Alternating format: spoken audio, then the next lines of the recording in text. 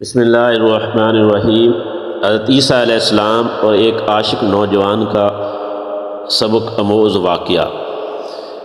بنی اسرائیل میں ایک شخص تھا جس کی بیوی نہایت حسین تھی، جس پر وہ اسرائیلی فریفتہ تھا، بڑا فدا تھا۔ چنانچہ جب اس کی عورت کا انتقال ہو گیا تو اس اسرائیلی کو بڑا دکھ ہوا اور ایک مدت تک وہ اس عورت کی قبر پر بیٹھا روتا رہا۔ اتفاقاً حضرت عیسیٰ علیہ السلام کا ادھر سے گزر ہوا تو انہوں نے اس اسرائیلی کو پریشان حال دیکھ کر اس کا سبب معلوم کیا۔ جب اسرائیلی نے اپنا واقعہ بیان کیا تو حضرت عیسیٰ علیہ السلام نے دریافت فرمایا، کیا تو چاہتا ہے کہ میں اس کو تیرے لیے زندہ کر دوں؟ اس نے عرض کیا کہ ہاں حضور، یہی میں چاہتا ہوں کہ آپ اس کو زندہ کر دیں۔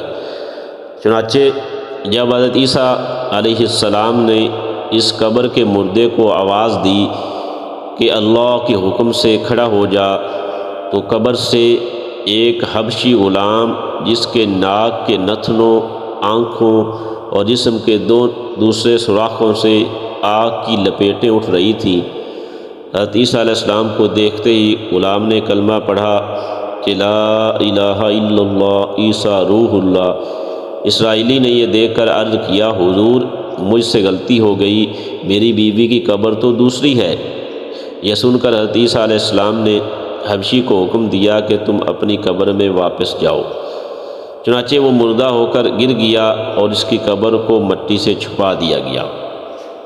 حضرت عیسیٰ علیہ السلام نے اس دوسری قبر کی جانب توجہ فرمائی اور حکم دیا کہ اے صاحب قبر، اللہ کے حکم سے زندہ ہو جا۔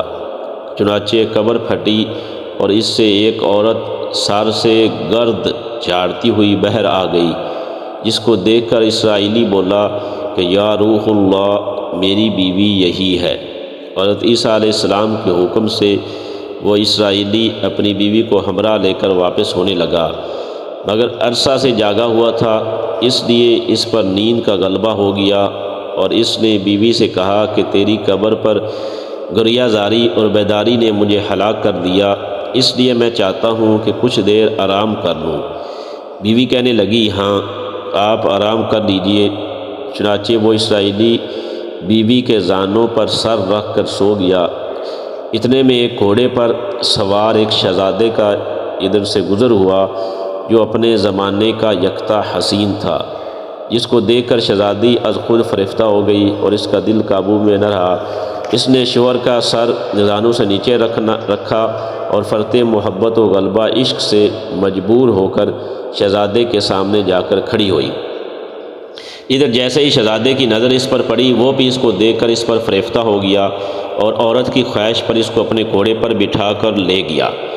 چنانچہ اس کے شوہر نے بیدار ہو کر جب اپنی بیوی کو نہ پایا تو نہایت پریشان ہوا اور اس کے ملنے کی تدبیر سوچنے لگا۔ سوچتے سوچتے آخر اس کے نشان قدم پر چل کر اپنی بیوی کو تلاش کر لیا، جو شہزادے کے پاس پہنچ چکی تھی۔ اس کو دیکھ کر اسرائیلی نے شہزادے سے عرض کیا کہ یہ میری بیوی ہے، آپ اس کو چھوڑ دیجئے۔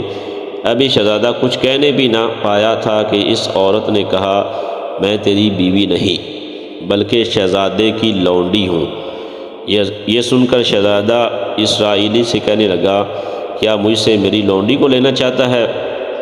اس نے کہا، خدا کی قسم، یہ میری بیوی ہے جس کو میرے سردار حضرت عیسیٰ علیہ السلام نے مرنے کے بعد میرے لیے زندہ کیا ہے۔ ابھی یہ گفتگو ہو رہی تھی کہ اتفاقاً حضرت عیسیٰ علیہ السلام بھی وہاں تشریف لے آئے، جن کو دیکھ کر اسرائیلی کہنے لگا، یا روح اللہ، کیا یہ میری وہ بیوی نہیں ہے جس کو آپ نے میرے لیے زندہ کیا ہے؟ حضرت عیسیٰ علیہ السلام نے فرمایا، ہاں یہ وہی ہے۔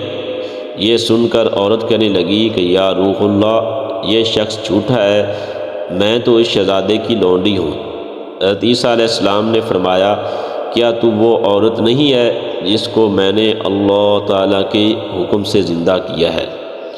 عورت نے کہا، یا روح اللہ، با خدا میں وہ نہیں ہوں، یعنی جھوٹ بول دیا۔ اس کے بعد حضرت عیسیٰ علیہ السلام نے فرمایا، جو جان خدا کے حکم سے میں نے تجھے دی ہے، اس کو واپس کر دے۔ یہ سنتے ہی وہ عورت پھر مردہ ہو کر نیچے گر پڑی۔ حضرت عیسیٰ علیہ السلام فرمانے لگے کہ جو شخص ایسے آدمی کو دیکھنا چاہے جو کافر مرا تھا اور زندہ ہو کر ایمان لایا، تو وہ اس حبشی غلام کو دیکھ لے جو پھر ایمان کی حالت میں مرا ہے۔ اور جو کوئی ایسے شخص کو دیکھنا چاہے جو مومن مرا تھا، پھر اللہ نے اس کو زندہ کیا اور وہ کافر ہو کر حالت کفر میں مر گیا، تو وہ اس عورت کو دیکھ لے کہ یعنی اس عورت نے نبی کی بات کو چھڑا کر کفر کیا تھا۔ اس واقعے کو دیکھ کر اسرائیلی نے قسم کھائی کہ اب کبھی نکاح نہ کروں گا، اور میدانوں کی طرف نکل گیا جہاں اللہ تعالیٰ کی عبادت میں مصروف رہ کر اسے موت آ گئی۔ اللہ تعالیٰ اس پر رحم فرمائے۔ بحوالہ حکایات الصالحین۔